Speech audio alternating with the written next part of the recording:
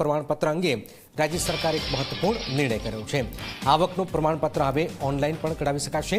હવે અરજદારે આવક બાબતે સોગંદનામું આપવું રહેશે।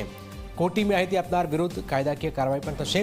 આવકનું પ્રમાણપત્ર હવે QR કોડ સાથે પણ આપવામાં આવશે। અરજી પ્રક્રિયા વધુ સરળ બનાવવા SSO સિસ્ટમનો અમલ છે। ઓનલાઈન માધ્યમથી અરજી અને ટ્રેકિંગ સુવિધા ઉપલબ્ધ છે। મામલતદાર તથા તાલુકા વિકાસ અધિકારીની સ્પષ્ટ ભૂમિકા છે। હિતલ અમારી સાથે જોડાય છે। હિતલ, આવકનું પ્રમાણપત્ર ઓનલાઈન હવે કરી દેવાયું છે, એના પાછળ શું મેસેજ છે?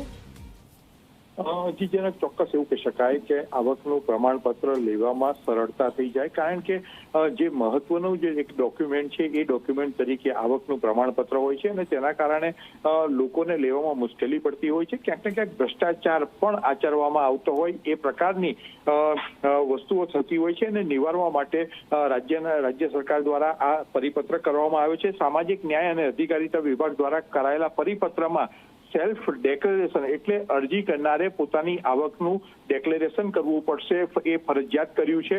સાથે સાથે જો આ ડેક્લેરેશન ખોટું હોય તો તેની સામે પણ કાયદેસરની કાર્યવાહી કરવામાં આવશે એ વાતની પણ આમાં જોગવાઈ કરી છે। સાથે સાથે બીજું એક મહત્વની બાબત એ છે કે સેલ્ફ ડેક્લેરેશન કરશે ને આવકનું પ્રમાણપત્ર 3 વર્ષ ચાલતું હોય છે। જો ક્યાંક ને ક્યાંક એ 3 વર્ષ દરમિયાન આવક અરજદારની વધી જાય તો એને જાતે અરજદારે પણ કે જાણ કરવી પડશે। જો જાણ ન કરે તો પણ ગુનો ગણાશે।